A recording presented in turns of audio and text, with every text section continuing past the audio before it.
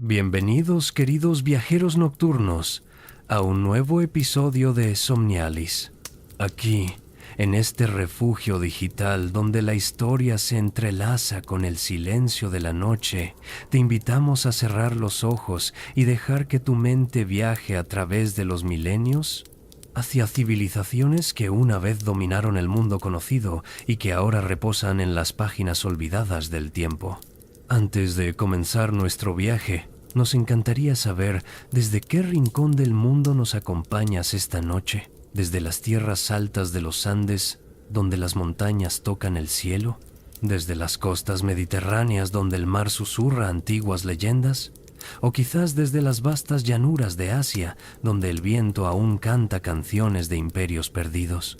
Cuéntanos en los comentarios, porque cada noche Somnialis se convierte en un punto de encuentro para almas curiosas dispersas por todo el planeta, unidas por el amor a la historia y el misterio del pasado. Esta noche te llevaremos a un lugar donde las montañas escarpadas se alzan como centinelas eternos, donde los ríos fluyen con la memoria de 1000 batallas, y donde las piedras antiguas guardan secretos de un imperio que desafió a los faraones de Egipto, que rivalizó con los reyes de Babilonia y que finalmente desapareció en las brumas del tiempo, dejando apenas un rastro en la memoria colectiva de la humanidad. Viajaremos esta noche a Anatolia, la península que hoy conocemos como Turquía, pero que hace más de 3500 años era el corazón de uno de los imperios más poderosos y sofisticados de la Edad de Bronce, el Imperio Hitita. Durante casi medio milenio, desde aproximadamente el año 1650 a.C. hasta el año 1190 a.C., los hititas dominaron las rutas comerciales entre Oriente y Occidente, forjaron tratados con las grandes potencias de su época y construyeron ciudades fortificadas cuyas puertas monumentales aún se mantienen en pie, desafiando el paso inexorable de los siglos. Lo que hace particularmente fascinante a los hititas es cómo permanecieron ocultos durante milenios. Mientras que Egipto, Mesopotamia y Grecia nunca dejaron de capturar la imaginación humana, el imperio hitita simplemente desapareció. Fue borrado tan completamente de la memoria histórica que, hasta finales del siglo XIX, los eruditos consideraban las menciones bíblicas a los hijos de Het como referencias a tribus menores sin importancia. No fue sino hasta las excavaciones arqueológicas en Bogaskoy, en el corazón de Anatolia, cuando el mundo redescubrió con asombro a esta civilización perdida. En Somnialis, nos comprometemos con el rigor histórico. Todo lo que escucharás esta noche está fundamentado en documentos históricos auténticos, en las miles de tablillas cuneiformes descubiertas en los archivos reales de Hattusa, en las crónicas egipcias que mencionan las batallas entre Ramsés II y el rey hitita Muwatalli, en los tratados diplomáticos grabados en piedra y en las evidencias arqueológicas que han emergido de las excavaciones sistemáticas realizadas durante más de un siglo en los sitios hititas de Anatolia. No inventaremos, no especularemos sin fundamento. Esta es historia auténtica, contada con la reverencia que merece. Ahora, cierra los ojos y transportémonos juntos. Es una tarde de primavera en el año 1300 a.C. El sol desciende lentamente hacia el horizonte occidental, tiñendo el cielo de tonos dorados y carmesí. Estamos de pie frente a las imponentes murallas de Hattusa, la capital del imperio hitita, construida sobre un terreno montañoso en el corazón de Anatolia. Las fortificaciones se extienden por más de 6 kilómetros, abrazando la ciudad como brazos protectores de piedra. Ante nosotros se alza la Puerta del León, una de las entradas monumentales a la ciudad. 2 enormes esculturas de leones flanquean el paso, talladas directamente en bloques de piedra caliza que pesan varias toneladas cada uno. Sus mandíbulas están abiertas en un rugido silencioso pero eterno. Sus ojos miran hacia el camino que lleva a la ciudad, advirtiendo a los visitantes del poder que resguardan. La técnica de construcción es sorprendente. Enormes bloques de piedra encajan con tal precisión que apenas puede deslizarse una hoja de cuchillo entre ellos. Atravesamos la puerta y entramos a la ciudad baja. Las calles están pavimentadas con piedras pulidas por miles de pasos. A ambos lados se alzan edificios de 2 y 3 pisos, construidos con ladrillos de barro secados al sol sobre cimientos de piedra.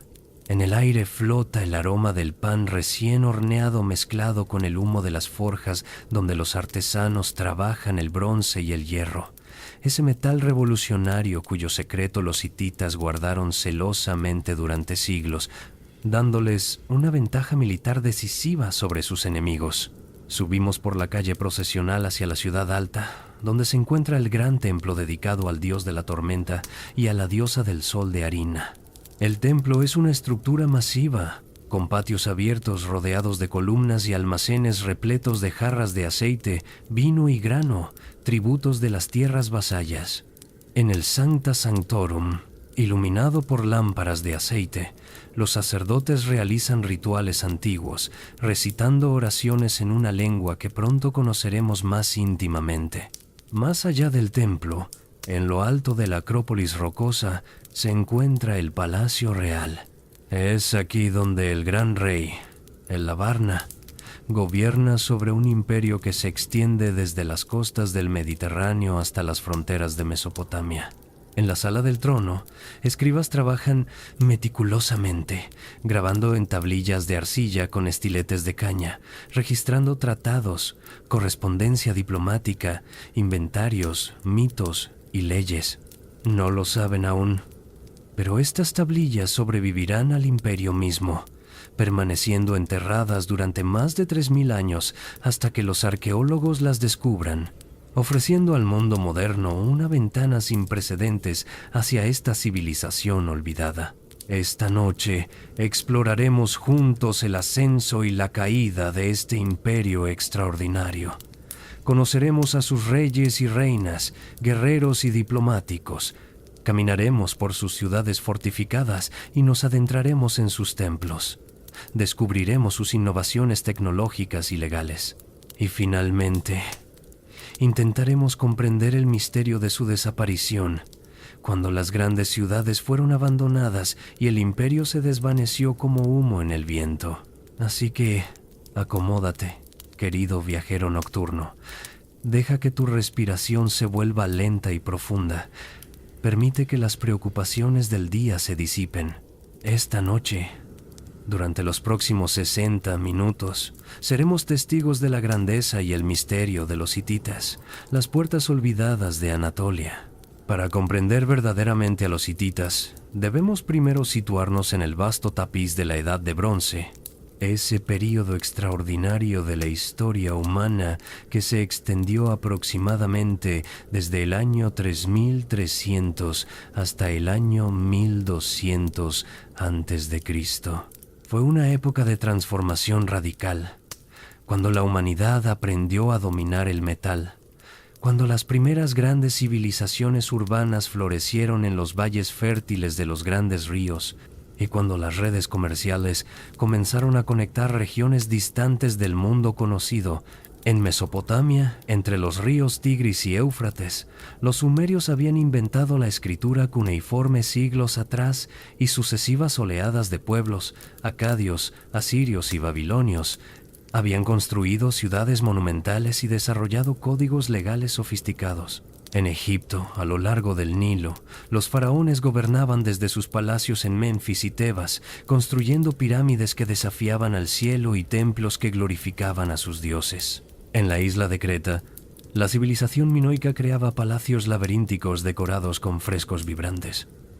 Y en el levante mediterráneo, ciudades-estado cananeas y fenicias prosperaban gracias al comercio marítimo. Anatolia, la gran península que se extiende como un puente natural entre Europa y Asia, ocupaba una posición geográfica privilegiada pero desafiante. Su interior es montañoso y árido, con altas mesetas interrumpidas por cadenas montañosas que se elevan hasta los 4000 metros. Los inviernos son fríos y duros, con nevadas intensas. Los veranos son calurosos y secos. No es a primera vista el lugar más hospitalario para el florecimiento de una gran civilización. Y sin embargo, precisamente estas condiciones geográficas forjarían el carácter resiliente del pueblo hitita. Los orígenes de los hititas están envueltos en el misterio y el debate académico. Sabemos, gracias a las evidencias lingüísticas preservadas en las tablillas cuneiformes, que hablaban una lengua indoeuropea, lo que los conecta con una vasta familia lingüística que eventualmente incluiría el griego, el latín, el sánscrito y la mayoría de las lenguas modernas de Europa. Esto sugiere que sus ancestros migraron a Anatolia desde algún lugar del norte o del este, probablemente durante el tercer milenio antes de Cristo, mezclándose con las poblaciones nativas que ya habitaban la región. Cuando los proto-hititas llegaron a Anatolia Central, encontraron una tierra ya habitada por pueblos con culturas desarrolladas. Los Hatti, de quienes los hititas tomarían eventualmente su nombre, hablaban una lengua no indoeuropea y habían establecido asentamientos y prácticas religiosas que los recién llegados adoptarían y adaptarían. Esta fusión cultural sería una característica definitoria de la civilización hitita, su extraordinaria capacidad para absorber, sincretizar y transformar las influencias culturales de los pueblos que conquistaban o con quienes comerciaban. Los primeros siglos de presencia indoeuropea en Anatolia nos llegan filtrados a través de registros comerciales mesopotámicos. Entre los años 1950 y 1800 a.C., mercaderes asirios establecieron colonias comerciales llamadas Karum en varias ciudades de Anatolia. La más importante de estas colonias estaba en Kanesh, moderna Kültepe, situada al sur de donde eventualmente se construiría Hattusa. Estos mercaderes asirios dejaron miles de tablillas cuneiformes que documentan transacciones comerciales, disputas legales y correspondencia personal. Estas tablillas nos revelan que Anatolia estaba entonces fragmentada en pequeños principados y reinos independientes. Los nombres de estos reyes y príncipes aparecen en los documentos comerciales. Algunos tienen nombres Hatti, otros nombres indoeuropeos. El paisaje político era fluido y competitivo. Los pequeños reinos luchaban entre sí por control territorial y acceso a recursos, pero entre estas entidades políticas emergentes, una comenzaría a destacar por su ambición y capacidad organizativa. La tradición hitita posterior atribuye la fundación de su reino a un líder llamado Labarna, cuyo nombre se convertiría en el título oficial de todos los futuros reyes hititas, similar a como César se convirtió en sinónimo de emperador en Roma. Según las crónicas hititas compiladas siglos después, Labarna unificó varios territorios bajo su mando y estableció una capital en Kusara, cuya ubicación exacta los arqueólogos aún debaten. Labarna es descrito como un conquistador exitoso que expandió su dominio hasta el mar, posiblemente una referencia al Mar Negro al norte o al Mediterráneo al sur. Su sucesor, ya sea su hijo o su yerno según diferentes interpretaciones de los textos, fue Labarna II, quien adoptó el nombre de Hattusili, que significa el de Hattusa. Este cambio de nombre es extraordinariamente significativo porque marca la conquista y establecimiento de una nueva capital en Hattusa, el sitio que permanecería como el corazón del imperio hitita durante más de 4 siglos. Hattusili I, como lo conocen los historiadores modernos, es el primer rey hitita sobre quien tenemos documentación contemporánea sustancial. Su reinado, que los estudiosos fechan aproximadamente entre 1650 y 1620 a.C., representa el verdadero nacimiento del estado hitita como potencia regional. Las tablillas que registran sus campañas militares nos muestran a un rey ambicioso y estratégicamente astuto que lanzó expediciones hacia el sur, hacia Siria, alcanzando incluso las puertas de Babilonia. Pero lo más fascinante de Hattusili, primero, no son solo sus conquistas militares, sino un documento extraordinario que sobrevivió hasta nuestros días, su edicto de sucesión. En este texto, grabado en tablillas de arcilla y descubierto en los archivos reales de Hattusa, Hattusili convoca a la asamblea de nobles y declara su voluntad respecto a quién debe sucederlo en el trono. El documento es notable por múltiples razones. Primero, revela las tensiones internas en la corte hitita. Hattusili había desheredado a su propio hijo y a su sobrino por deslealtad y comportamiento inapropiado. El texto los menciona explícitamente, describiendo sus transgresiones con una mezcla de decepción paternal y furia real. Segundo, muestra el papel crucial de la asamblea de nobles, llamada el Pancus, en la legitimación del poder real. Aunque el rey era supremo, no podía ignorar completamente a la aristocracia militar. Y tercero, el documento establece precedentes legales sobre sucesión y lealtad que resonarían a través de generaciones. Hattusili finalmente designó como su heredero a su nieto Mursili, hijo de su hija. Esta elección resultó profética y desastrosa a la vez. Mursili primero ascendió al trono siendo muy joven, pero demostró ser un comandante militar brillante. En una campaña audaz que se convirtió en leyenda, Mursili marchó con su ejército hacia el sur, siguiendo el río Éufrates, y en el año 1595 a.C. conquistó y saqueó Babilonia, una de las ciudades más poderosas del mundo conocido, derrocando la dinastía amorrea que había gobernado durante siglos. Esta hazaña militar sin precedentes anunció al mundo que había surgido una nueva superpotencia en Anatolia. Los hititas ya no eran un reino regional, eran ahora un imperio capaz de proyectar poder militar a distancias extraordinarias. Sin embargo, la gloria de esta victoria fue efímera. Cuando Mursili regresó triunfante a Hattusa, encontró una capital dividida por intrigas palaciegas. Poco después, fue asesinado en una conspiración orquestada por su cuñado, Hantili, quien usurpó el trono. Este asesinato inauguró un período oscuro en la historia hitita temprana. Durante aproximadamente un siglo, el reino fue desgarrado por luchas sucesorias, asesinatos palaciegos y usurpaciones. Rey tras rey ascendía al trono solo para ser depuesto o asesinado por rivales ambiciosos. Las tablillas de esta época están llenas de referencias a pecados de sangre y maldiciones que caen sobre la familia real. El imperio que Hattusili y Mursili habían comenzado a construir amenazaba con desintegrarse completamente. Las causas de esta inestabilidad eran múltiples. Parte del problema era estructural. Las reglas de sucesión no estaban claramente definidas. ¿Debía el trono pasar al hijo mayor del rey? ¿O podía ir a un hermano o cuñado? ¿Qué papel jugaban las reinas y princesas reales en determinar la legitimidad? Estas ambigüedades creaban oportunidades para pretendientes rivales.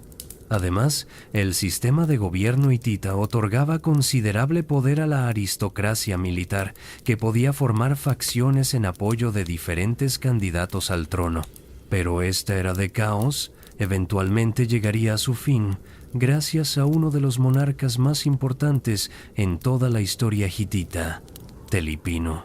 Aunque las fechas exactas de su reinado son debatidas, los estudiosos generalmente lo sitúan alrededor del año 1500 a.C. Telipino llegó al poder después de otro episodio de violencia palaciega, pero en lugar de simplemente consolidar su posición mediante la fuerza, tomó la extraordinaria decisión de reformar fundamentalmente el sistema político hitita.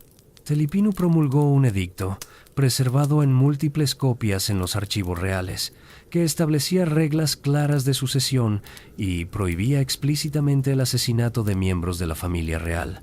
El edicto comienza con un preámbulo histórico extraordinario que recuenta los reinados anteriores, identificando específicamente los asesinatos y usurpaciones que habían desestabilizado el reino.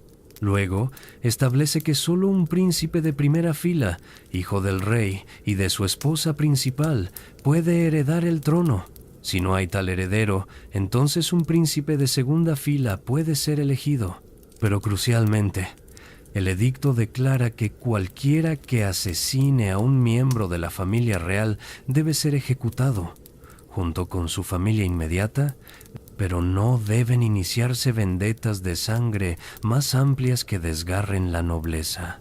Este edicto de Telipinu representa uno de los primeros intentos documentados en la historia humana de establecer algo parecido a una constitución escrita, un conjunto de reglas que limitaran incluso el poder del rey en aras de la estabilidad del Estado. Funcionó. Después de Telipinu, la monarquía hitita se estabilizó. Los asesinatos palaciegos no cesaron completamente. La política real nunca es tan ordenada, pero se redujeron dramáticamente.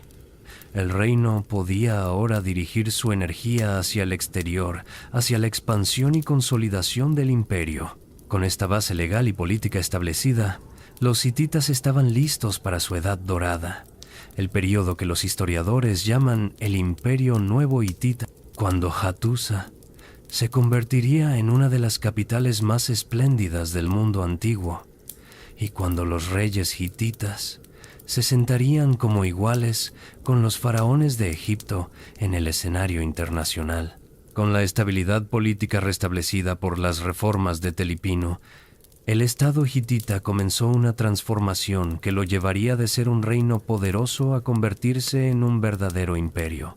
Esta evolución no fue instantánea. Tomó generaciones de cuidadosa construcción institucional, innovación militar y diplomacia astuta. Pero cuando emergió completamente, el imperio hitita era una entidad política sin igual en muchos aspectos. Uno de los rasgos más distintivos de la civilización hitita era su notable flexibilidad cultural y religiosa. A diferencia de otros imperios antiguos que imponían sus dioses y costumbres sobre los pueblos conquistados, los hititas adoptaban una política de sincretismo religioso extraordinariamente tolerante para su época. Cuando conquistaban un territorio, no destruían los templos locales ni prohibían el culto a las deidades nativas. En cambio, incorporaban esos dioses al panteón hitita. El resultado fue que los hititas adoraban a lo que ellos mismos llamaban los 1000 dioses, aunque este número era claramente una hipérbole poética. Sus textos religiosos mencionan deidades hurrianas, luvias, hatti, mesopotámicas y de otros orígenes. El dios supremo del panteón hitita era el dios de la tormenta, a veces llamado Teshub en textos hurrianos o Tarhunt en textos luvios. Se le representaba sosteniendo rayos y un hacha de guerra, símbolo apropiado para un pueblo que vivía en las tierras altas montañosas de Anatolia, donde las tormentas eran fenómenos poderosos y frecuentes. Junto al dios de la tormenta, la deidad femenina más importante era la diosa del sol de Arinna, llamada Ariniti. Ella era la reina del cielo y la tierra, protectora del rey y del estado hitita. Curiosamente, los hititas concebían al sol como femenino y a la luna como masculino, una inversión de las concepciones de género que prevalecían en muchas otras culturas mediterráneas y del Próximo Oriente. Esta apertura religiosa no era mera tolerancia, era estrategia política deliberada. Al honrar a los dioses de los pueblos sometidos, los hititas facilitaban la integración de esos pueblos en su imperio. Un texto hitita llamado El Tratado con Kitsuwatna ilustra este principio perfectamente. Cuando el reino de Kitsuwatna, en el sureste de Anatolia, se convirtió en vasallo hitita, el tratado garantizaba que los templos y rituales locales continuarían siendo respetados y financiados. Esta política pragmática reducía la resistencia y convertía la conquista en una transición relativamente suave hacia la administración hitita. La estructura administrativa del imperio hitita era sofisticada y jerárquica. En la cúspide estaba el gran rey, el Labarna, quien gobernaba desde Atusa. Él era simultáneamente comandante militar supremo, juez supremo y sumo sacerdote. Su autoridad era absoluta en teoría, pero en la práctica estaba atemperada por la necesidad de mantener el apoyo del Pancus, la asamblea de nobles y de la familia real extendida. Junto al rey gobernaba la gran reina, la Tahuanana, título que ella retenía incluso después de la muerte de su esposo. La Tahuanana no era simplemente una consorte decorativa, ejercía poder político real. Controlaba extensas propiedades y dotaciones religiosas, participaba en ceremonias religiosas cruciales y tenía su propio sello oficial que podía usar en documentos estatales. Algunas reinas hititas fueron figuras extraordinariamente poderosas. Puduepa, esposa del rey Hattusili III, firmaba tratados internacionales junto a su esposo y mantenía correspondencia diplomática directa con la reina de Egipto. Debajo de la pareja real, el imperio se organizaba en una red de reinos vasallos, provincias directamente administradas y estados clientes. Los territorios centrales de Anatolia estaban bajo control directo, gobernados por administradores reales que reportaban a la capital. Pero en las periferias del imperio, especialmente en Siria, los hititas preferían el sistema de estados vasallos. Los reyes locales podían continuar gobernando sus territorios, pero debían jurar lealtad al gran rey, proporcionar tropas para las campañas militares hititas y pagar tributo anual. Estos acuerdos vasallos se formalizaban mediante tratados elaborados, docenas de los cuales han sobrevivido en los archivos de Hattusa. Los tratados seguían un formato estandarizado fascinante. Comenzaban con un preámbulo identificando a las partes. Luego venía un prólogo histórico que recitaba las relaciones pasadas entre Hatti y el estado vasallo, enfatizando la benevolencia del gran rey y los beneficios que el vasallo había recibido. Después se enumeraban las obligaciones específicas del vasallo: proporcionar tropas, no aliarse con enemigos de Hatti, extraditar refugiados políticos, etc. Los tratados invocaban a los dioses como testigos y garantes, y concluían con bendiciones para quienes cumplieran el tratado y maldiciones terribles para quienes lo violaran. Lo notable de estos tratados es su sofisticación legal. Los estudiosos del derecho internacional moderno han señalado sorprendentes similitudes entre estos documentos de hace más de 3000 años y los tratados modernos. Incluso más fascinante, algunos de estos tratados incluían cláusulas de extradición mutua, disposiciones para la resolución de disputas y acuerdos comerciales, demostrando un entendimiento sofisticado de las relaciones interestatales. La fuerza militar era, por supuesto, el fundamento último sobre el cual descansaba este sistema imperial. El ejército hitita era formidable y tecnológicamente avanzado para su época. Su columna vertebral eran los carros de guerra, plataformas móviles tiradas por 2 o 3 caballos, desde las cuales guerreros armados con arcos compuestos y jabalinas podían atacar al enemigo. Los hititas no inventaron el carro de guerra. Esa innovación probablemente se originó en las estepas de Asia Central, pero lo perfeccionaron. Los carros hititas eran robustos y pesados, diseñados para el terreno montañoso de Anatolia. Cada carro llevaba normalmente 3 hombres: un conductor, un guerrero con arco y un escudero. Esta tripulación de 3 hombres era distintiva. Muchas otras culturas usaban carros con solo 2 hombres. La presencia del tercer tripulante permitía mayor potencia de fuego y protección, pero requería caballos más fuertes y carros más grandes. Pero la verdadera ventaja militar hitita, su arma secreta durante siglos, era su dominio del hierro. La Edad de Bronce recibe su nombre del bronce, una aleación de cobre y estaño que fue el metal primario para herramientas y armas durante más de 1000 años. El hierro existía, por supuesto, pero era extremadamente raro y difícil de trabajar.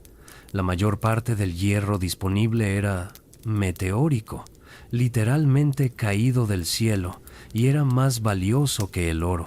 Los hititas fueron pioneros en la metalurgia del hierro, desarrollando técnicas para extraer hierro del mineral, forjarlo a altas temperaturas y templarlo para crear armas superiores.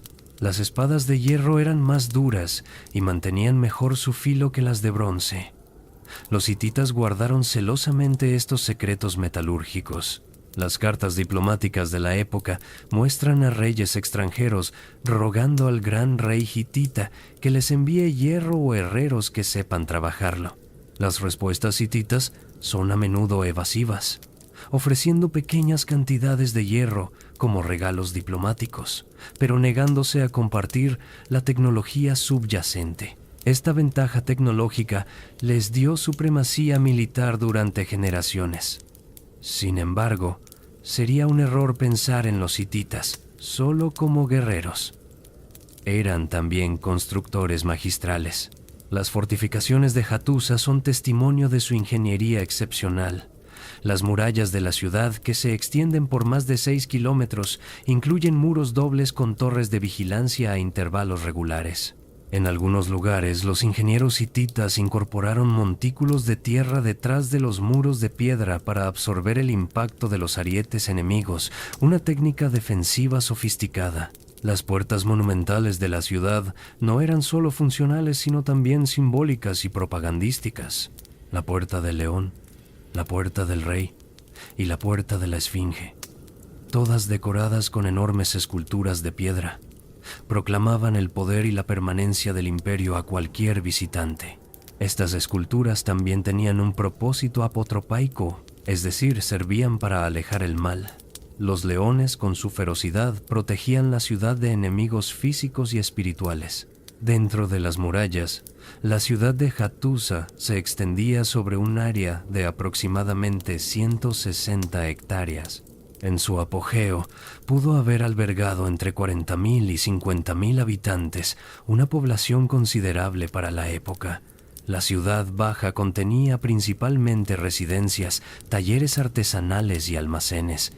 La ciudad alta, construida sobre un terreno más elevado y defendible, albergaba los complejos de templos, el Palacio Real y los archivos estatales.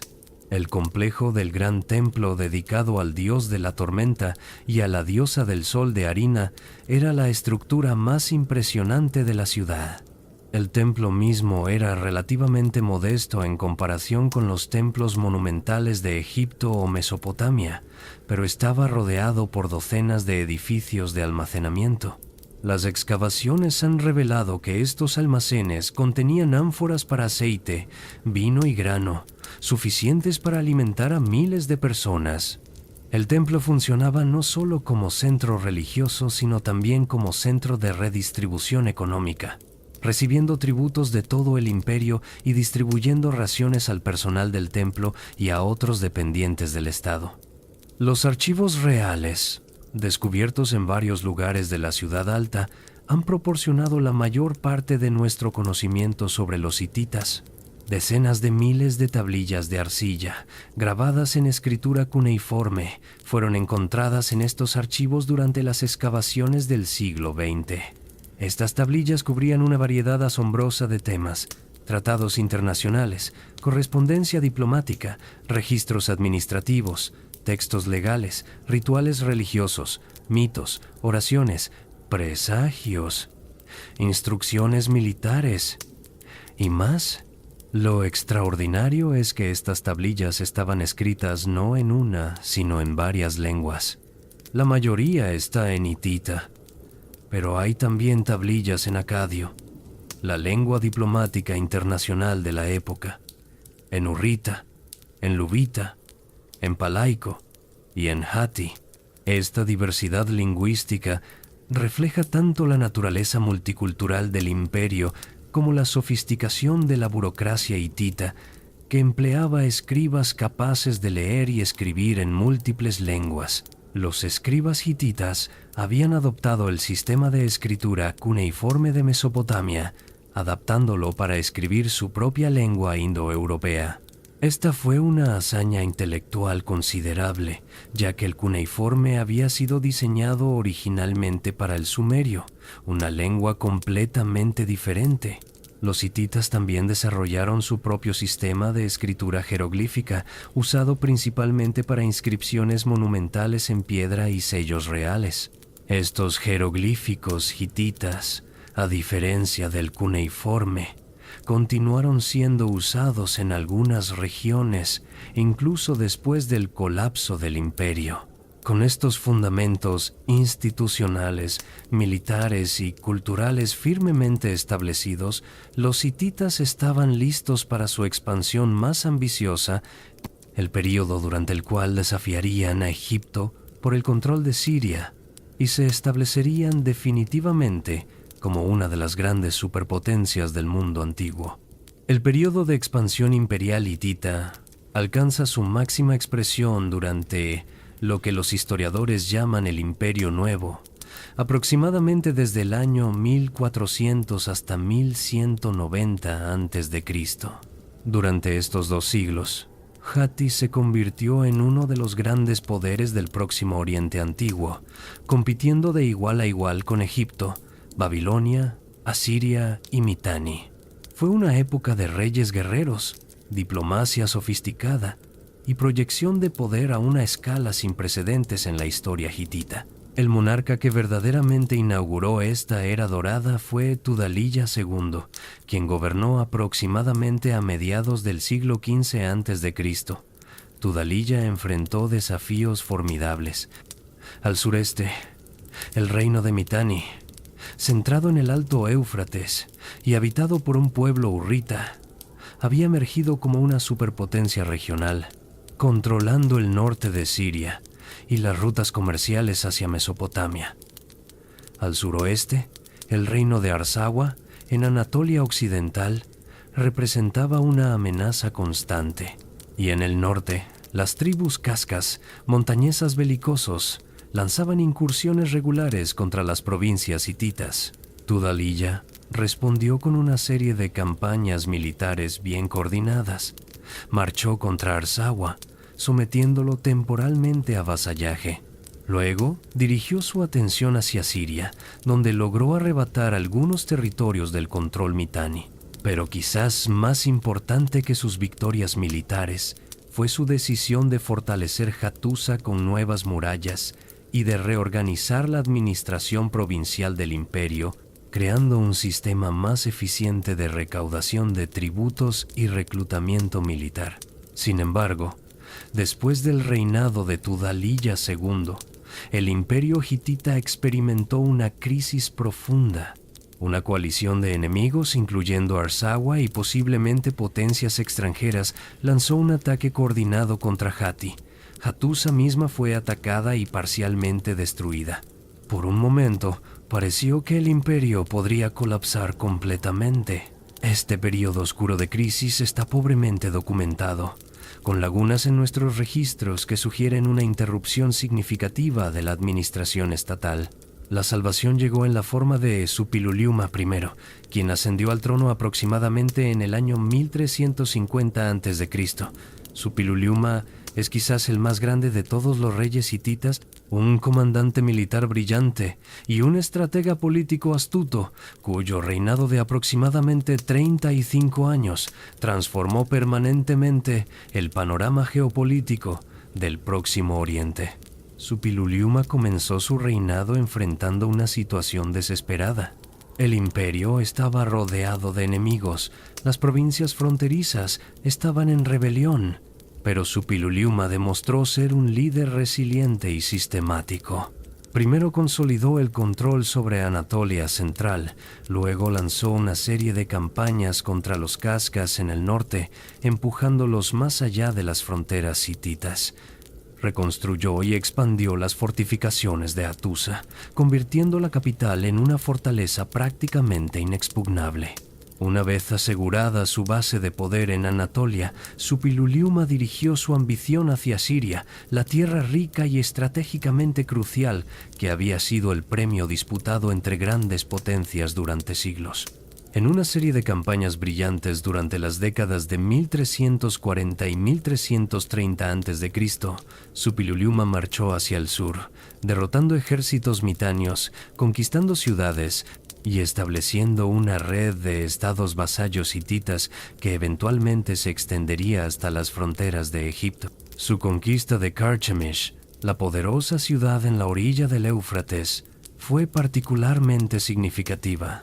Carchemish controlaba el cruce principal del río y las rutas comerciales hacia Mesopotamia. Suppiluliuma sitió la ciudad durante 8 días antes de que cayera.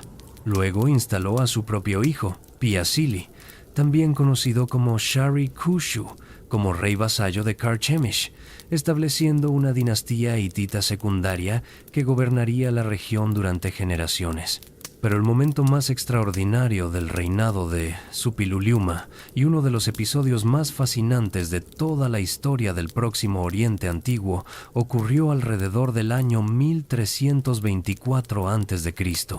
La reina viuda de Egipto, probablemente Ankhesenamun, la viuda del faraón Tutankamón, quien había muerto joven, envió una carta sin precedentes a Suppiluliuma.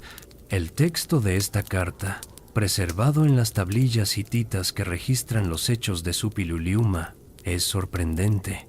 La reina egipcia escribió: «Mi esposo ha muerto y no tengo hijo.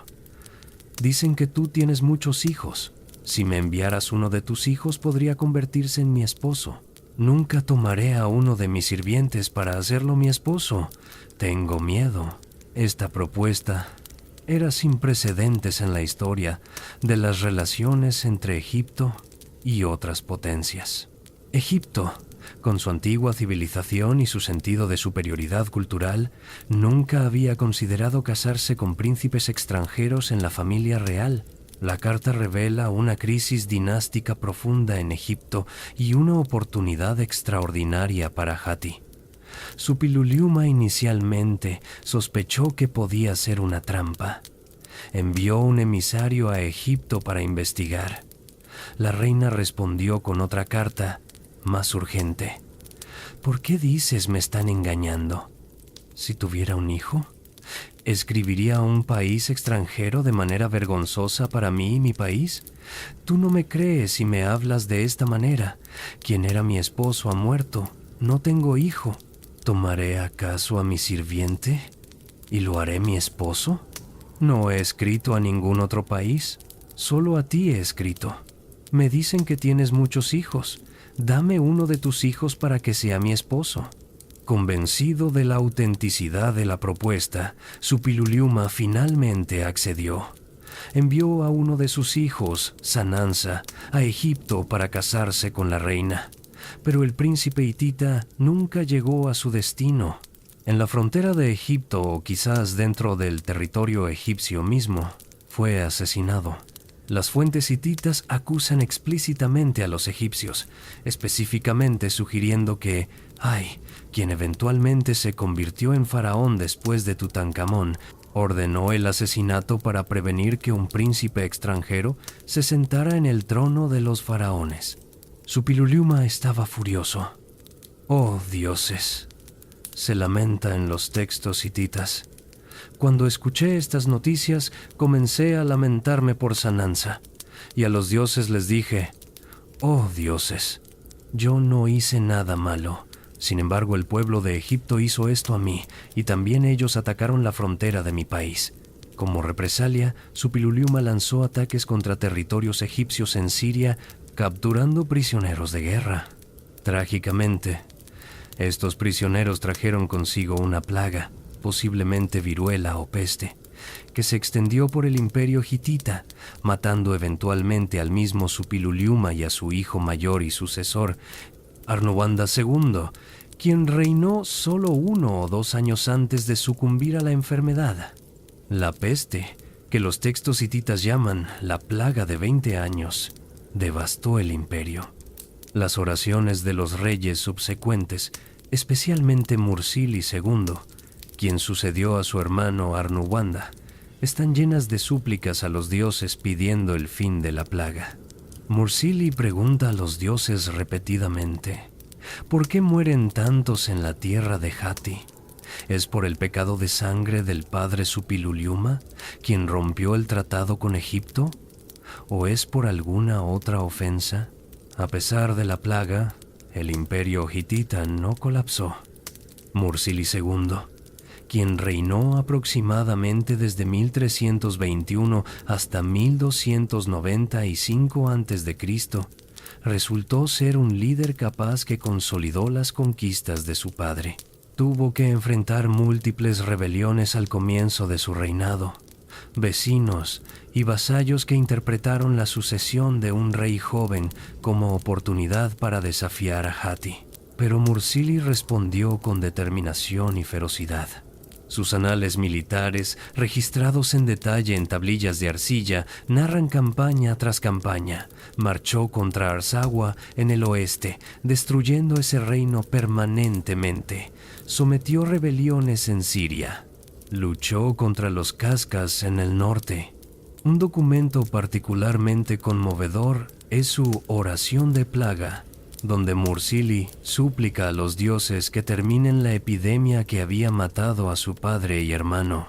En esta oración, Mursili promete que si los dioses terminan la plaga, él los honrará con templos y festivales magníficos.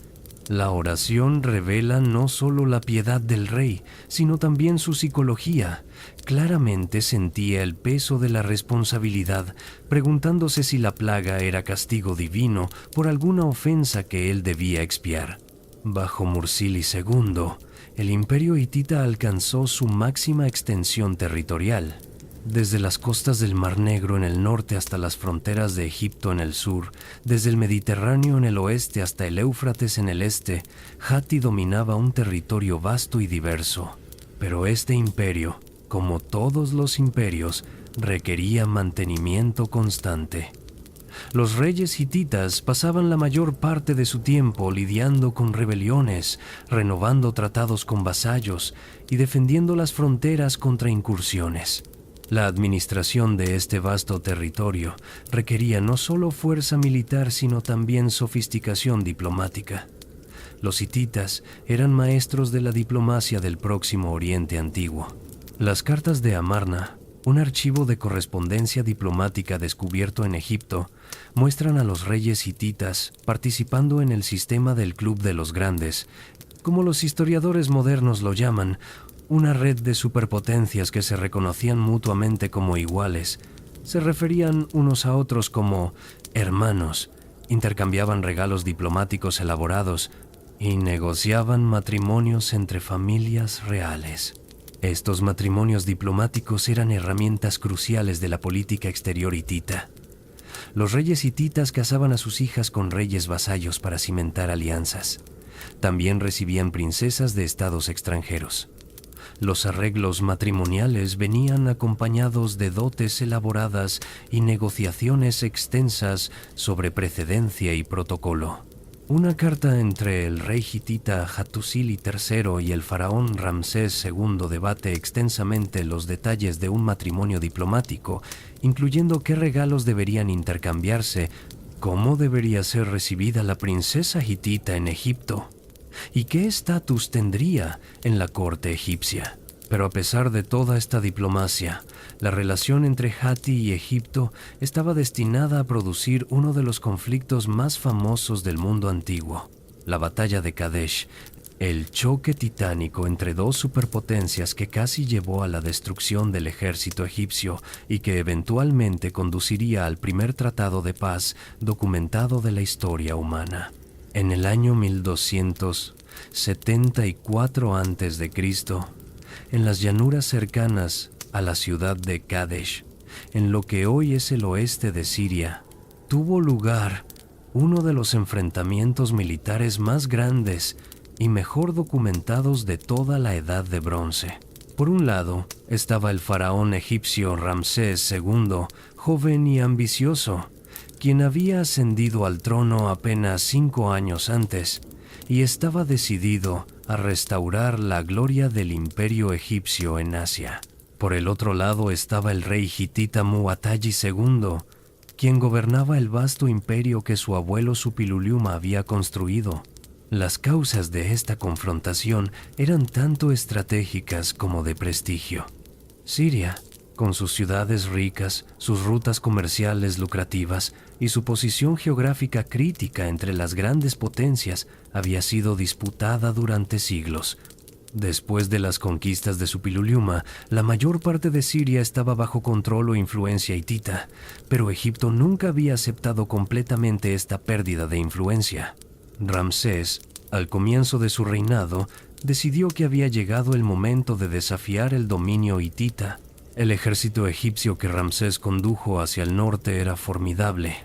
Aproximadamente 20.000 hombres organizados en 4 divisiones, cada una nombrada en honor a un dios egipcio: Amón, Ra, Ptah y Seth.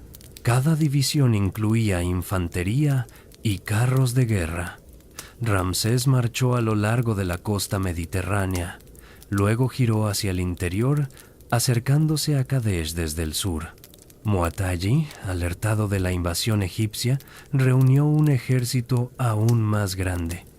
Las fuentes hititas sugieren que convocó tropas no solo de Anatolia, sino también de sus vasallos y aliados en Siria y más allá. Las estimaciones modernas sugieren que el ejército hitita pudo haber contado con hasta 40.000 hombres. Crucialmente, los hititas tenían una ventaja numérica significativa en carros de guerra, quizás 2.500 o 3.000, comparados con los aproximadamente 2.000 egipcios. Mu'atalli desplegó su ejército con astucia táctica. Ocultó la mayor parte de sus fuerzas al otro lado de la ciudad de Kadesh, fuera de la vista de los egipcios que se aproximaban. Luego empleó un engaño brillante. Envió 2 beduinos desertores falsos al campamento egipcio con información engañosa, que el ejército hitita estaba lejos, cerca de Alepo, demasiado temeroso para enfrentar al poderoso faraón. Ramsés, joven e impetuoso, cayó en la trampa. Confiando en esta información falsa, avanzó rápidamente con la división de Amón, dejando que las otras 3 divisiones lo siguieran a distancia. Estableció su campamento cerca de Kadesh, en la orilla occidental del río Orontes, sin tomar precauciones adecuadas para reconocimiento o defensa. Entonces los hititas atacaron. Los carros hititas surgieron del otro lado de Kadesh, cruzaron el río y se lanzaron contra la división de Ra, que estaba marchando hacia el campamento de Ramsés. La división egipcia fue tomada completamente por sorpresa. Los carros hititas la destrozaron. Los soldados huyeron en pánico y los hititas persiguieron a los fugitivos directamente hacia el campamento de Ramsés. El campamento egipcio se convirtió en caos. Los soldados egipcios, viendo la horda de carros hititas aproximándose y a sus propios camaradas huyendo aterrorizados, comenzaron a entrar en pánico también. La situación era desesperada. El faraón mismo estaba en peligro de ser capturado o asesinado. En este momento crítico, según las inscripciones egipcias posteriores, Ramsés mostró gran valentía personal. Los relatos egipcios de la batalla, grabados en templos por todo Egipto, presentan a Ramsés como un héroe divino. Las inscripciones narran cómo el faraón, abandonado por sus tropas, oró al dios Amón. ¿Qué es esto, padre mío Amón? ¿Es correcto que un padre olvide a su hijo? ¿Acaso no estoy marchando y deteniéndome según tu palabra? He seguido tus consejos, he llegado hasta aquí, hasta un país distante. ¿Quién es Hati? ¿Quién es Mu'atalli? ¿Qué son estos asiáticos para ti, oh Amón? ¿Los miserables que no conocen a Dios? Según el texto egipcio, Amón respondió a la oración de Ramsés y le infundió fuerza sobrehumana. Ramsés entonces, conduciendo su carro personalmente, se lanzó contra los hititas, haciendo retroceder oleada tras oleada de enemigos. Las descripciones egipcias de esta fase de la batalla son hiperbólicas al extremo, afirmando que Ramsés solo mató a cientos o miles de enemigos, que su brazo era como el de un dios, que los hititas caían ante él como gavillas de grano, La realidad histórica fue probablemente menos dramática, pero aún así impresionante. Lo que salvó a Ramsés no fue intervención divina, sino la llegada oportuna de refuerzos. Un destacamento de tropas élite egipcias, los Nearin, que habían estado marchando por una ruta alternativa, llegó al campo de batalla en el momento crítico y atacó el flanco de los hititas. Simultáneamente, la división de Ptah, que había estado marchando detrás de la división de Ra, finalmente llegó al campo de batalla. Con estos refuerzos, los egipcios pudieron estabilizar la situación. Los hititas, que habían cometido el error táctico de dispersarse para saquear el campamento egipcio en lugar de mantener su formación, ahora enfrentaban contraataques egipcios coordinados. La batalla se convirtió en un combate prolongado y sangriento. Las fuentes egipcias afirman que muchos nobles hititas murieron, incluyendo varios hermanos de Muwatalli. Las bajas en ambos lados fueron severas. Al anochecer, la batalla terminó en lo que esencialmente fue un empate táctico. Los egipcios habían evitado la destrucción completa, pero habían sufrido pérdidas terribles. Las divisiones de Ra y de Seth estaban destrozadas. Ramsés no pudo tomar Kadesh. Por su parte, los hititas habían infligido daño masivo al ejército egipcio, pero no lo habían destruido completamente. Muwatalli no persiguió agresivamente a los egipcios que se retiraban. Ambos bandos reclamaron victoria. Las inscripciones egipcias presentan a Kadesh como un triunfo glorioso del faraón divino. Las fuentes hititas, aunque menos elaboradas, sugieren que defendieron exitosamente su territorio y obligaron a los egipcios a retirarse. La verdad probablemente está en el medio.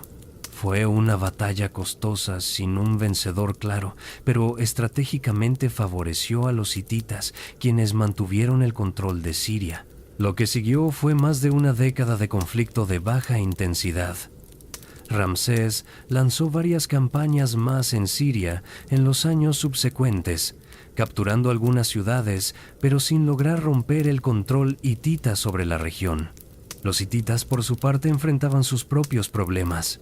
Después de la batalla de Kadesh, Muwatalli trasladó la capital hitita desde Atusa a una ciudad más al sur llamada Tarhuntasa. Las razones de este traslado son debatidas por los académicos. Algunos sugieren amenazas de los Cascas en el norte, otros intrigas dinásticas.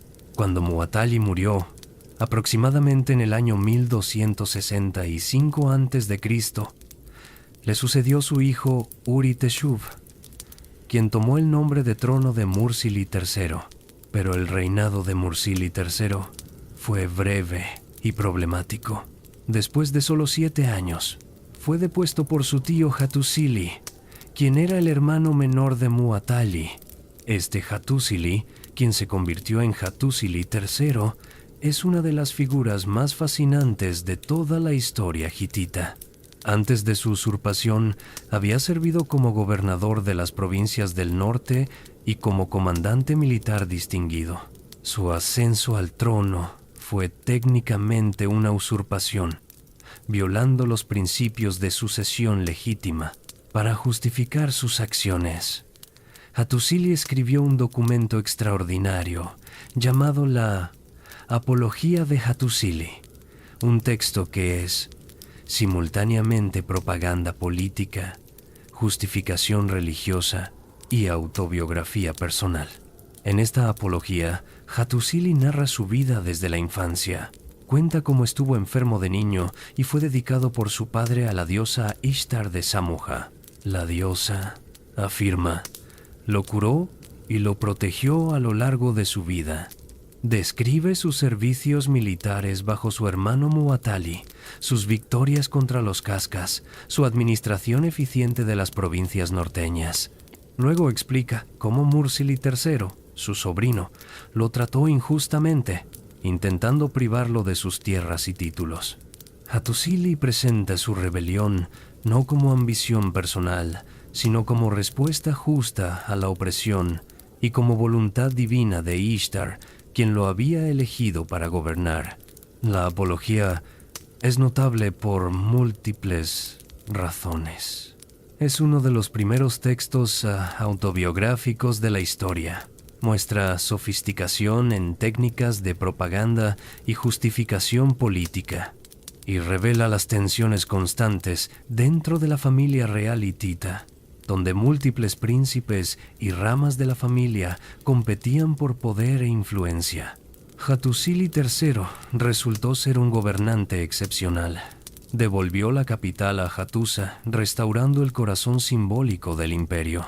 Y, crucialmente, reconoció que el conflicto prolongado con Egipto estaba agotando recursos que ambos imperios necesitaban para enfrentar otras amenazas. Asiria, bajo reyes agresivos, estaba expandiéndose hacia el oeste.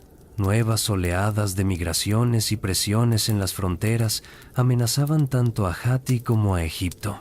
Hattusili, junto con su esposa Puduepa, una mujer extraordinariamente capaz que jugó un papel crucial en la diplomacia hitita, inició negociaciones con Egipto. Ramsés II, ahora un rey maduro que había reinado por décadas, también reconoció los beneficios de la paz. Después de intercambios diplomáticos extensos que duraron años, en el año 1259 a.C., los dos imperios concluyeron un tratado de paz. Este tratado, el Tratado de Paz Egipcio-Hitita, es uno de los documentos diplomáticos más importantes de toda la antigüedad. Sobreviven dos versiones, una hitita, grabada en tablillas cuneiformes encontradas en Hattusa, y una egipcia, grabada en las paredes del templo de Karnak y en otros lugares. Las dos versiones son sustancialmente idénticas, confirmando su autenticidad. El tratado establece paz perpetua entre Egipto y Hatti. Define sus fronteras en Siria. Establece una alianza defensiva mutua. Si cualquiera de los dos reinos es atacado por un tercero, el otro vendrá en su ayuda. Incluye provisiones para la extradición de refugiados políticos y garantías de que tales refugiados no serán maltratados. Invoca a miles de dioses de ambos panteones como testigos y garantes. Y concluye con bendiciones para quienes respeten el tratado y maldiciones para quienes lo violen. El tratado fue sellado posteriormente con un matrimonio diplomático. Hattusili envió a una de sus hijas a Egipto para casarse con Ramsés. La princesa hitita viajó con una gran comitiva y una dote espléndida. Los textos egipcios la describen llegando a la corte de Ramsés, donde fue recibida con gran honor. Ramsés le dio un nombre egipcio y un estatus elevado entre sus muchas esposas. Este tratado inició un periodo de paz y cooperación sin precedentes entre las dos superpotencias. La correspondencia entre las cortes reales se volvió regular y amistosa. Puduepa, la reina hitita, intercambió cartas con Nefertari, la esposa principal de Ramsés, discutiendo no solo asuntos de Estado sino también temas personales. Las cartas revelan una humanidad conmovedora detrás de los grandes asuntos de Estado. Estas eran personas reales, con preocupaciones, esperanzas y miedos. Bajo Hattusili III y su hijo Tudhaliya IV, el imperio hitita experimentó su último período de estabilidad y prosperidad. Los templos fueron renovados, nuevas inscripciones monumentales fueron talladas. El gran santuario rupestre de Yasilicaya, cerca de Hattusa, fue decorado con relieves extraordinarios mostrando procesiones de dioses, una representación visual del panteón de los 1000 dioses. Pero incluso en este apogeo aparente, había señales de problemas subyacentes. Las cartas de Tudhaliya IV revelan crecientes dificultades para controlar a los vasallos. Hay referencias a escasez de grano y necesidad de importar alimentos desde Egipto. Las incursiones de los cascas en el norte continuaban. Y en el oeste, a lo largo de las costas del Mediterráneo, se registran los primeros indicios de movimientos de pueblos que pronto se convertirían en una marea destructiva que barrería el mundo de la Edad de Bronce. El imperio había alcanzado su apogeo, pero como todos los imperios, contenía dentro de sí las semillas de su propia decadencia. las estructuras que habían permitido su ascenso, la red de vasallos, la dependencia del comercio de larga distancia, la centralización del poder en Atusa, pronto se convertirían en vulnerabilidades cuando el mundo a su alrededor comenzara a desmoronarse. Los últimos años del imperio hitita están envueltos en oscuridad y catástrofe. Lo que ocurrió exactamente y por qué uno de los imperios más poderosos del mundo antiguo colapsó tan completamente en el espacio de pocas décadas sigue siendo uno de los grandes misterios y debates de la historia antigua, pero podemos reconstruir, a partir de fragmentos de evidencia arqueológica, referencias dispersas en textos y el patrón más amplio de colapso que afectó a todo el Mediterráneo oriental, una imagen de los eventos tumultuosos que marcaron el fin de la Edad de Bronce. Los últimos reyes hititas sobre quienes tenemos documentación sustancial son Tudaliya IV, quien reinó hasta aproximadamente 1208 a.C., y su hijo Suppiluliuma II. Las cartas y textos de estos monarcas revelan un imperio bajo presión creciente en múltiples frentes simultáneamente. Uno de los problemas más persistentes y debilitantes era la escasez de alimentos. Varias cartas de este período mencionan hambrunas y la necesidad urgente de importar grano. Una carta del faraón egipcio Merneptah a un rey hitita, posiblemente el último rey de Hatti, menciona el envío de barcos cargados con grano a Anatolia para aliviar la hambruna. Esta dependencia de importaciones alimenticias era una vulnerabilidad crítica. Las causas de estas hambrunas son debatidas: sequías climáticas prolongadas, sobrepoblación, degradación ambiental por deforestación y agricultura intensiva, disrupción de las rutas comerciales, probablemente una combinación de todos estos factores. Simultáneamente, el sistema de estados vasallos que había sido el fundamento del poder imperial hitita comenzó a desmoronarse. Las cartas de Tudaliya IV contienen advertencias cada vez más severas a vasallos desleales y referencias a rebeliones que debían ser sofocadas. El control hitita sobre Siria, nunca completamente seguro, se debilitaba. Asiria, bajo reyes agresivos, presionaba desde el este, arrebatando territorios que habían sido vasallos hititas. Pero la amenaza más misteriosa y devastadora vino del oeste, desde el Mediterráneo. Los textos egipcios de este periodo hacen referencia repetidamente a lo que llaman los pueblos del mar, coaliciones de grupos étnicos diversos que se movían en oleadas a través del Mediterráneo oriental, atacando ciudades costeras, interrumpiendo el comercio y eventualmente invadiendo territorios continentales. ¿Quiénes eran exactamente estos pueblos del mar? Es materia de intenso debate académico. Los egipcios mencionan varios grupos con nombres como Peleset, Sheker, Shekelesh, Denyen y Weshesh. Algunos de estos nombres pueden corresponder a grupos conocidos posteriormente. Los Peleset posiblemente se convirtieron en los filisteos que aparecen en textos bíblicos, pero sus orígenes precisos son inciertos. ¿Eran refugiados de alguna catástrofe climática o política? ¿Guerreros mercenarios? ¿Migraciones en masa de pueblos desplazados por otros movimientos de población en cascada? Lo que es claro es que representaban una forma de amenaza contra la cual los imperios de la Edad de Bronce estaban mal equipados para defenderse. Los imperios hitita y egipcio estaban diseñados para enfrentar a otros estados, ejércitos que se podían enfrentar en batalla campal, ciudades que se podían sitiar, reyes con quienes se podían negociar tratados. Pero los pueblos del mar no formaban estados centralizados. Eran móviles, difusos, imposibles de derrotar definitivamente.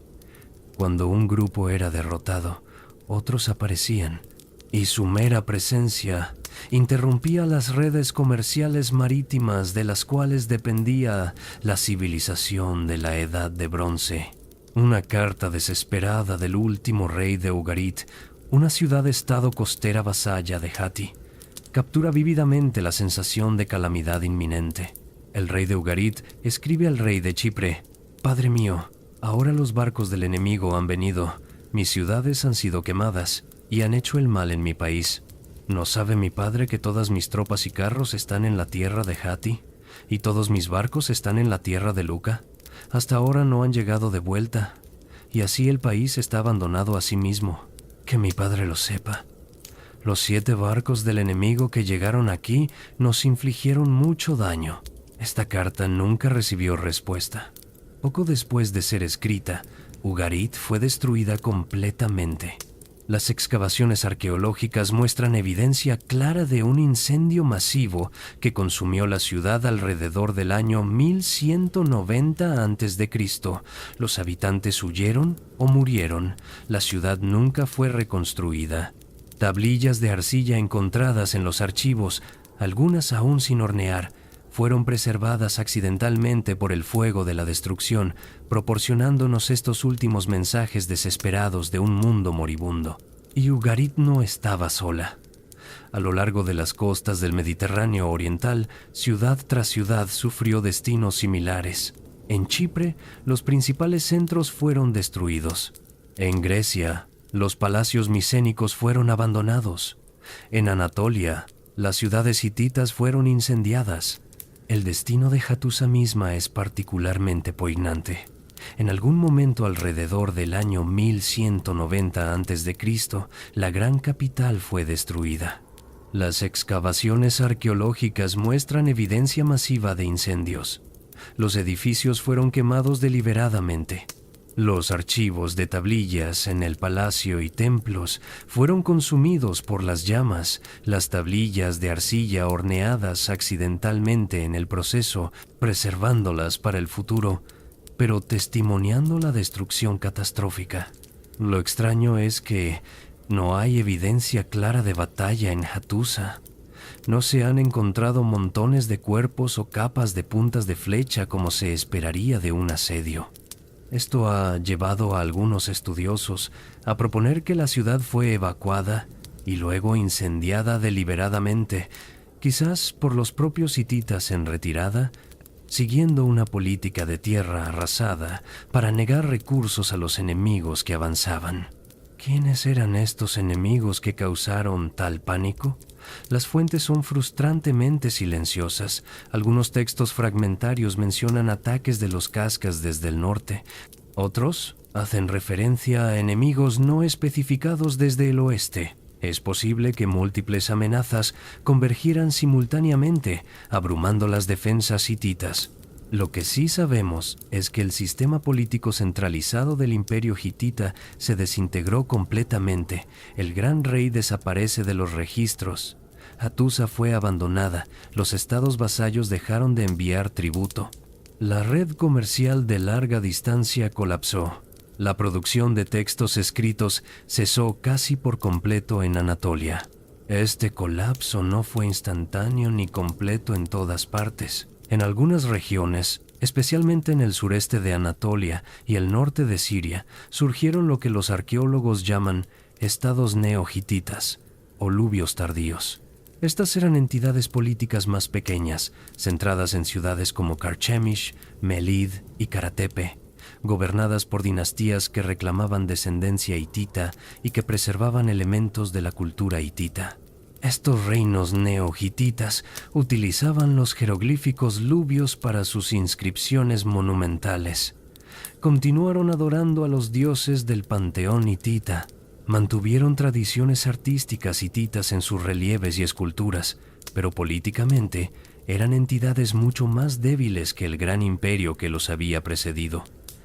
Durante los siglos siguientes, estos reinos neo-hititas fueron gradualmente absorbidos por el imperio neo-asirio en expansión, que alcanzó su apogeo en los siglos 8 y 7 a.C.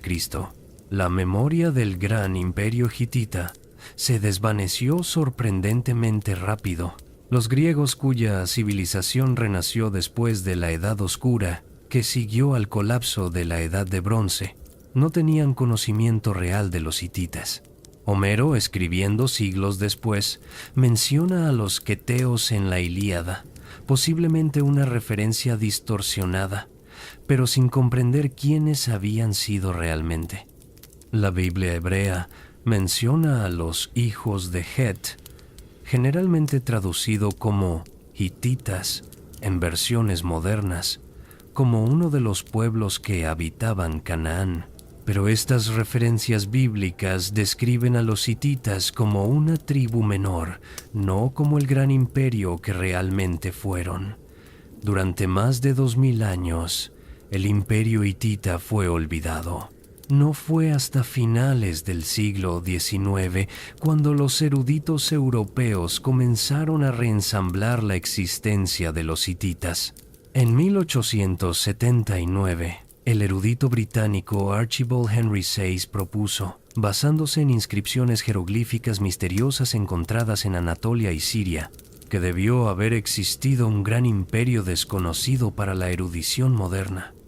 Su propuesta fue recibida con escepticismo inicial. La prueba llegó con las excavaciones alemanas en Bogaskoy, el sitio de la antigua Hattusa, que comenzaron en 1906 bajo la dirección de Hugo Winkler. El descubrimiento de los archivos reales, con miles de tablillas cuneiformes que incluían correspondencia con Egipto y otros reinos conocidos, confirmó dramáticamente no solo la existencia del imperio hitita, sino también su importancia como superpotencia de la Edad de Bronce. En 1915, el erudito checo Bedřich Hrozný logró descifrar la lengua hitita, demostrando que era indoeuropea, relacionada con lenguas europeas modernas. Este descubrimiento fue revolucionario, expandiendo enormemente el conocimiento sobre la familia de lenguas indoeuropeas y su dispersión histórica. Durante el siglo XX, generaciones de arqueólogos continuaron excavando sitios hititas en Turquía. Hattusa, declarada Patrimonio de la Humanidad por la UNESCO en 1986, ha sido excavada sistemáticamente durante más de un siglo. Los hallazgos continúan.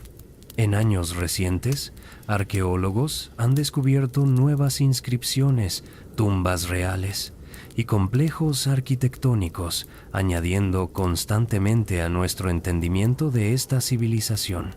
El colapso del imperio hitita fue parte de un cataclismo más amplio que los historiadores llaman el colapso de la Edad de Bronce tardía, un período de aproximadamente 50 años, alrededor del año 1200 a.C., durante el cual la mayoría de las grandes civilizaciones del Mediterráneo oriental y el Próximo Oriente experimentaron crisis severas o colapso completo. Egipto sobrevivió pero debilitado. Los reinos micénicos de Grecia desaparecieron. El imperio hitita fue destruido. Los sistemas comerciales internacionales colapsaron. Las causas de este colapso generalizado siguen siendo debatidas. Probablemente fue multifactorial. Cambio climático que llevó a sequías y hambrunas. Interrupciones en las redes comerciales. Movimientos de población a gran escala. Debilidad estructural de sistemas políticos sobrecentralizados. Efectos en cascada donde el colapso en una región desestabilizaba las adyacentes. Fue, en muchos sentidos, una catástrofe sistémica donde la interconexión misma del mundo de la Edad de Bronce se convirtió en vulnerabilidad cuando partes del sistema comenzaron a fallar. El mundo que emergió después del colapso era fundamentalmente diferente. El hierro reemplazó al bronce como metal dominante, parcialmente porque las redes comerciales que habían suministrado estaño para la producción de bronce estaban interrumpidas. Nuevos pueblos y reinos surgieron de las ruinas.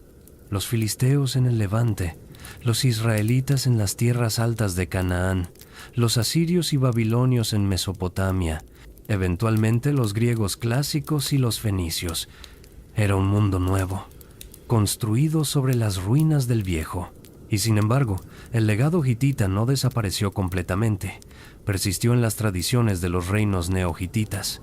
Fue preservado en las tablillas de arcilla enterradas en las ruinas de Hattusa. Y eventualmente sería redescubierto, permitiendo que el mundo moderno apreciara la grandeza de esta civilización olvidada. Cuando pensamos en las grandes civilizaciones de la antigüedad, nuestra mente naturalmente se dirige hacia Egipto con sus pirámides eternas, hacia Grecia con su filosofía y democracia, hacia Roma con su derecho y organización militar. Los hititas, por su olvido histórico durante milenios, no ocupan el mismo lugar en la imaginación popular, y sin embargo, su legado, una vez examinado cuidadosamente, resulta ser profundo y multifacético, tocando aspectos de tecnología, derecho, diplomacia y la estructura misma de cómo entendemos el mundo antiguo. Quizás el legado tecnológico más significativo de los hititas fue su papel en el desarrollo y difusión de la metalurgia del hierro. Como discutimos anteriormente, los hititas fueron pioneros en trabajar el hierro a escala industrial. Durante siglos, guardaron celosamente estos conocimientos, dándoles una ventaja militar crucial. Pero con el colapso del imperio, esta tecnología se dispersó rápidamente. Los herreros hititas, despojados de su protección imperial, se dispersaron por todo el Próximo Oriente y el Mediterráneo, llevando consigo sus habilidades. En el espacio de pocas generaciones, el conocimiento de la metalurgia del hierro se había difundido ampliamente. La llamada Edad del Hierro comenzó alrededor del año 1200 a.C., coincidiendo precisamente con el colapso de la Edad de Bronce. Este cambio tecnológico tuvo consecuencias profundas. El hierro era mucho más abundante que el cobre y el estaño necesarios para el bronce. El mineral de hierro se podía encontrar en muchas más regiones. Esto democratizó, en cierto sentido, el acceso a armas y herramientas de metal. Pueblos que anteriormente habían estado en desventaja tecnológica ahora podían equipar ejércitos con armas de hierro. Esta difusión tecnológica contribuyó al cambio en el equilibrio de poder que caracterizó el período posterior al colapso de la Edad de Bronce. En el ámbito del derecho, los hititas hicieron contribuciones notables. El corpus legal hitita, preservado en múltiples tablillas, revela un sistema legal sorprendentemente humanitario para su época. A diferencia del famoso Código de Hammurabi de Babilonia, que prescribía frecuentemente pena de muerte y mutilación por diversos crímenes, las leyes hititas favorecían la restitución y compensación sobre el castigo corporal.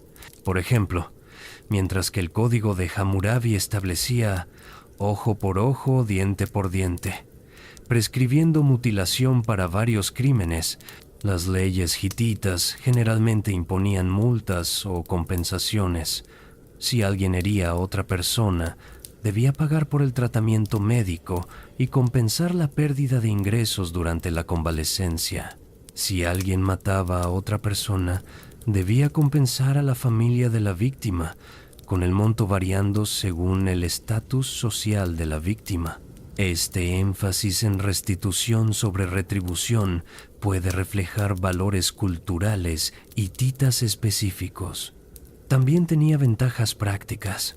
Preservaba la fuerza laboral del reino en lugar de mutilar o ejecutar trabajadores valiosos. Pero independientemente de las motivaciones, representa un desarrollo significativo en el pensamiento legal antiguo. Las leyes hititas también eran notablemente menos duras con las mujeres que muchos códigos legales contemporáneos.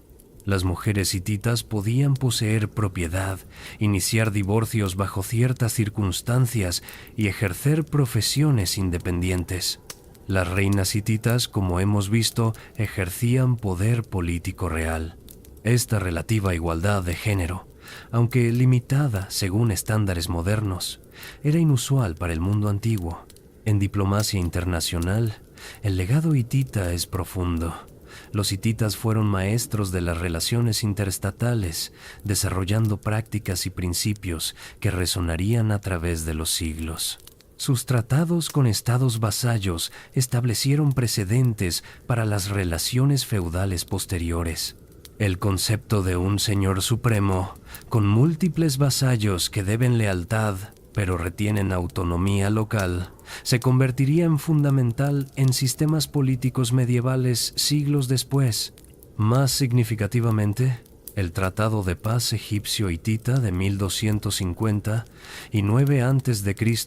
es reconocido como el primer tratado de paz documentado de la historia. Una copia de este tratado, en su versión acadia, está exhibida en la sede de las Naciones Unidas en Nueva York, simbolizando su importancia como precursor del derecho internacional moderno. El tratado estableció principios que siguen siendo relevantes: resolución pacífica de disputas, respeto mutuo por soberanía, alianzas defensivas y protecciones para refugiados. Estos conceptos, aunque formulados hace más de 3000 años, forman la base del derecho internacional contemporáneo. Los diplomáticos hititas habrían reconocido muchos aspectos de las relaciones internacionales modernas. En religión y cultura, el sincretismo hitita, su voluntad de incorporar y honrar a los dioses de otros pueblos, presagia desarrollos posteriores en el mundo mediterráneo. El Imperio Romano adoptaría una política similar, permitiendo que los pueblos conquistados continuaran adorando a sus deidades locales mientras también honraban a los dioses romanos. Esta flexibilidad religiosa facilitaba la gobernanza de imperios multiétnicos y multiculturales. Los mitos hititas, preservados en tablillas cuneiformes, influyeron en tradiciones narrativas posteriores. El mito de Kumarbi, por ejemplo, cuenta cómo Kumarbi derrocó al rey de los dioses Anu, castró a Anu y engendró nuevos dioses del semen de Anu. Este mito tiene paralelos sorprendentes con la teogonía griega de Hesíodo, donde Cronos castra a su padre Urano. Los estudiosos han debatido si existe una conexión directa, pero al menos sugiere tradiciones mitológicas compartidas o influencias culturales cruzadas en el Mediterráneo oriental. Arquitectónicamente, las técnicas de construcción hititas influyeron en tradiciones posteriores. Las murallas ciclópeas de grandes bloques de piedra encajados sin mortero, características de las fortificaciones hititas, aparecen también en sitios micénicos en Grecia. Los griegos posteriores, viendo estas estructuras, las atribuyeron a los cíclopes míticos, creyendo que solo gigantes podrían haber movido piedras tan masivas. La conexión exacta entre arquitectura hitita y micénica es debatida, pero sugiere intercambios culturales y tecnológicos durante la Edad de Bronce. Las puertas monumentales hititas, con sus esculturas guardianas de leones, esfinges y figuras divinas, establecieron un motivo arquitectónico que resonaría a través de las civilizaciones del Próximo Oriente. Los asirios posteriores construirían puertas similares con esculturas masivas de toros alados con cabezas humanas. Los persas continuarían esta tradición. Incluso hoy, las entradas monumentales con figuras guardianas evocan estos antiguos prototipos. Para la lingüística moderna, el redescubrimiento del hitita fue revolucionario. Como la lengua indoeuropea documentada más antigua, anterior incluso al sánscrito védico y al griego micénico, el hitita proporcionó evidencia crucial sobre la reconstrucción de la lengua proto-indoeuropea. Rasgos conservados en hitita ayudaron a los lingüistas a refinar sus teorías sobre cómo era realmente el idioma ancestral del cual descienden la mayoría de las lenguas europeas y muchas lenguas asiáticas. El hitita preserva, por ejemplo, consonantes que otras lenguas indoeuropeas habían perdido. Su sistema de casos gramaticales, su estructura verbal, su vocabulario, todos proporcionan ventanas únicas hacia las etapas más tempranas de la familia lingüística indoeuropea. Cada nueva tablilla descubierta en Hattusa potencialmente añade a nuestro conocimiento lingüístico. En arqueología, Hattusa y otros sitios hititas continúan proporcionando descubrimientos importantes. El sitio es uno de los más extensamente excavados en Turquía, pero los arqueólogos estiman que vastas áreas permanecen sin explorar bajo tierra. Cada temporada de excavación trae nuevos hallazgos, almacenes intactos, sellos reales, tablillas adicionales, estructuras previamente desconocidas. En 2015, por ejemplo, arqueólogos trabajando en Hattusa descubrieron una tablilla que contenía una sección previamente desconocida de la Épica de Gilgamesh, la gran obra literaria de Mesopotamia. Esta versión hitita, traducida del acadio, proporciona una ventana sobre cómo las obras literarias circulaban y eran adaptadas en el mundo antiguo. Otros hallazgos recientes incluyen nuevas inscripciones jeroglíficas luvias que están expandiendo nuestro conocimiento de ese sistema de escritura, cámaras adicionales en el complejo palaciego y evidencia de cultos religiosos previamente desconocidos. Cada descubrimiento refina nuestra comprensión de la vida diaria, las creencias religiosas, la organización política y las relaciones internacionales del Imperio hitita. Para Turquía moderna, el legado hitita es motivo de orgullo nacional. Hattusa es uno de los sitios arqueológicos más visitados del país. El gobierno turco ha invertido significativamente en la preservación y presentación del sitio. Un museo en la ciudad cercana de Çorum alberga miles de artefactos de las excavaciones. Las puertas monumentales de Hattusa, con sus esculturas de leones, se han convertido en símbolos icónicos, reproducidos en postales, libros de turismo y materiales educativos. El redescubrimiento de los hititas también tiene implicaciones para cómo entendemos la historia misma. El hecho de que una civilización tan importante pudiera desaparecer casi completamente de la memoria colectiva humana durante más de 2 milenios es a la vez humillante y emocionante. Nos recuerda que nuestro conocimiento del pasado es incompleto, que bajo la tierra aún yacen enterrados los restos de civilizaciones olvidadas esperando ser redescubiertas. Nos hace preguntar, ¿qué más hemos olvidado? ¿Qué otros imperios, que alguna vez dominaron vastos territorios y millones de personas, han desaparecido tan completamente que ni siquiera sabemos sus nombres? La respuesta, sin duda, es que muchos. La historia documentada que poseemos es apenas un fragmento de la historia humana total, pero también nos recuerda la resiliencia del registro histórico. Las tablillas de arcilla de Hattusa sobrevivieron 3000 años de olvido porque el fuego que destruyó la ciudad las ornó, preservándolas accidentalmente. Las inscripciones en piedra resistieron el clima y el tiempo. Y finalmente, cuando los arqueólogos llegaron con sus palas y pinceles, estos testimonios mudos pudieron hablar nuevamente, contando historias de reyes y reinas, guerras y tratados, triunfos y desastres. En un sentido más amplio, el estudio de los hititas nos enseña humildad ante el pasado. Nos recuerda que las civilizaciones, sin importar cuán poderosas o avanzadas, son frágiles. El imperio hitita dominó Anatolia durante casi 500 años. Construyó ciudades que parecían eternas.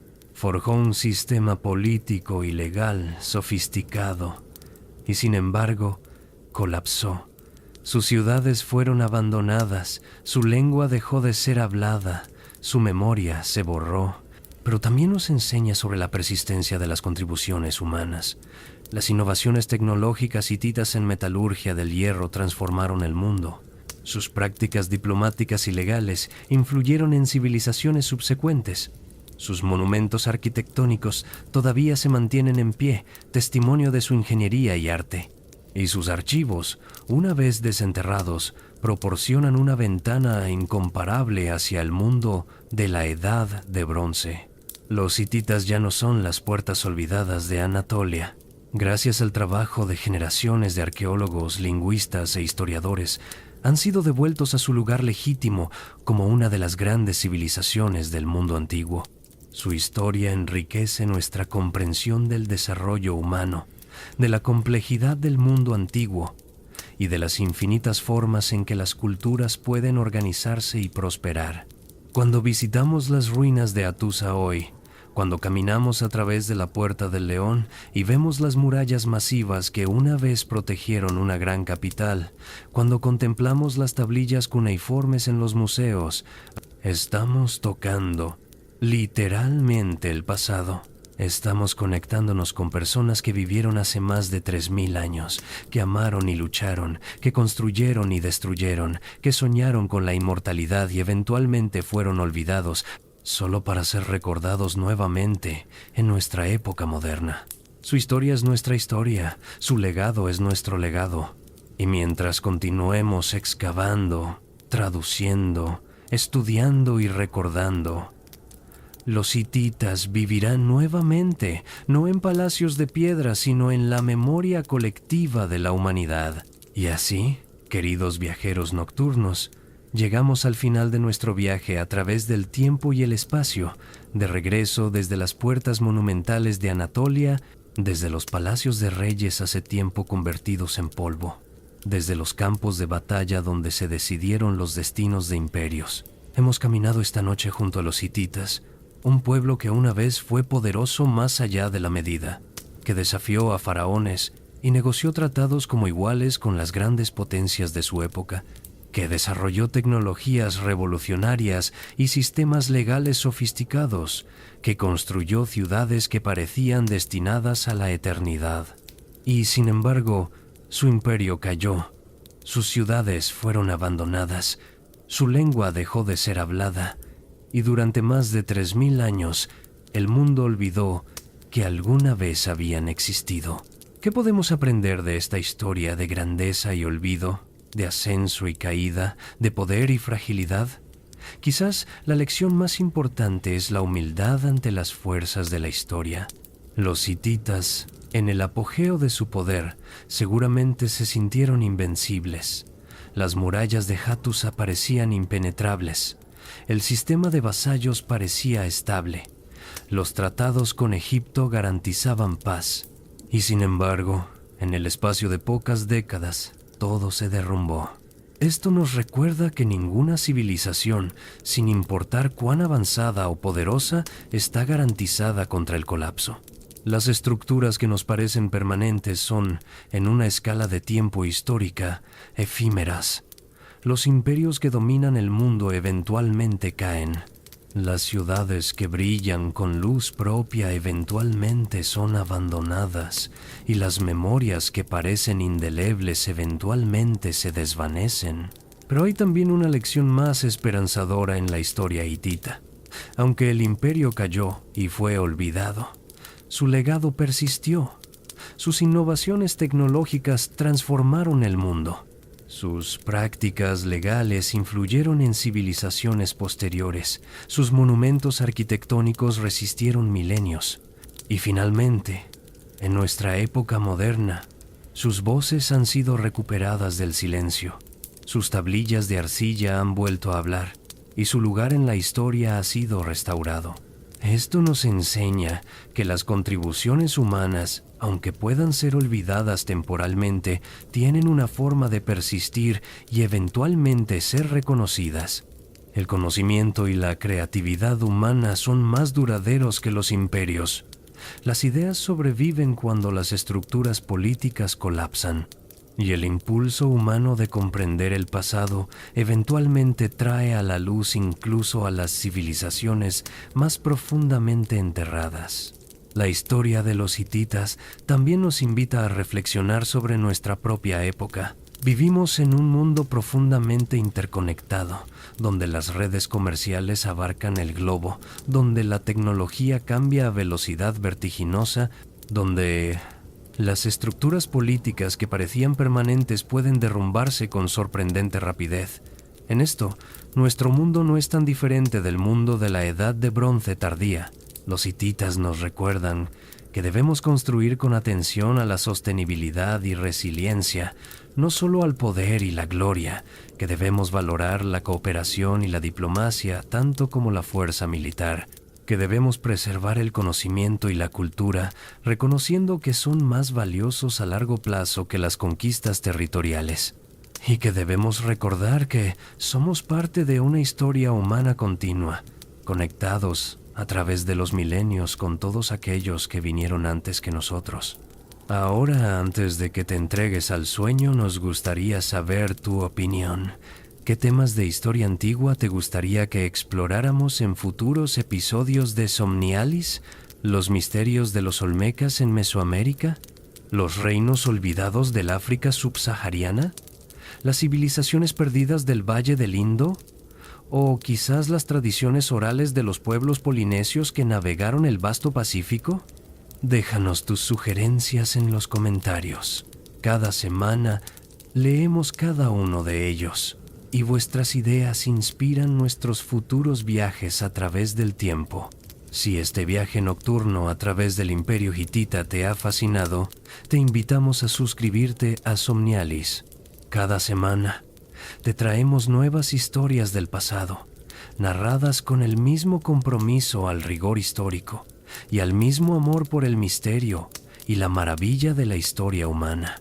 Activa la campanita de notificaciones para no perderte ningún episodio, porque juntos continuaremos explorando las civilizaciones olvidadas, los imperios perdidos y las historias extraordinarias que yacen enterradas en las capas profundas del tiempo. Y ahora, querido viajero nocturno, es momento de descansar. Cierra los ojos. Deja que la tensión del día se disuelva. Tu respiración se vuelve lenta y profunda. Tu mente, que ha viajado esta noche a través de 3000 años de historia, ahora puede encontrar paz en el presente. Imagina que estás de pie una última vez frente a las puertas de Hattusa. El sol se ha puesto completamente. Las estrellas brillan en el cielo nocturno de Anatolia, las mismas estrellas que iluminaron a los reyes hititas hace milenios. Hay silencio, el silencio profundo de las ruinas antiguas, pero no es un silencio vacío. Es un silencio lleno de memoria, de historias, de la presencia invisible pero palpable de todos aquellos que vivieron, amaron, lucharon y soñaron en este lugar. Los leones de piedra en la puerta te miran con sus ojos eternos, pero ahora no son amenazantes.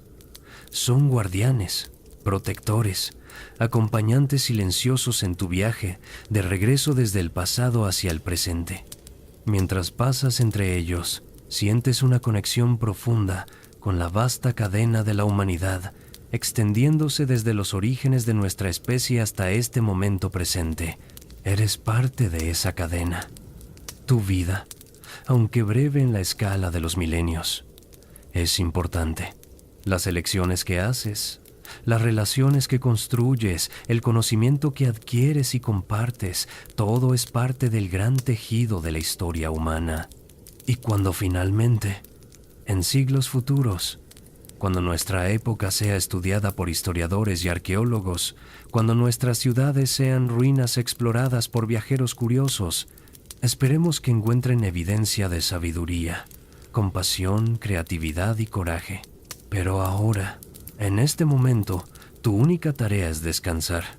Deja que el sueño te envuelva como un manto suave. Deja que tu mente derive hacia los reinos tranquilos de los sueños.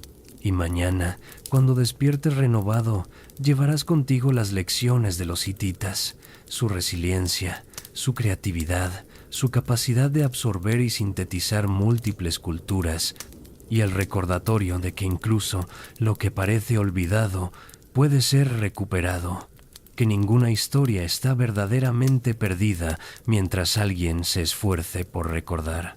Hasta la próxima noche, querido viajero. Que tus sueños sean pacíficos y tus despertares sean llenos de energía y propósito. Desde Somnialis te deseamos buenas noches, dulces sueños y hasta nuestro próximo viaje juntos a través de los misterios infinitos del pasado humano. Buenas noches.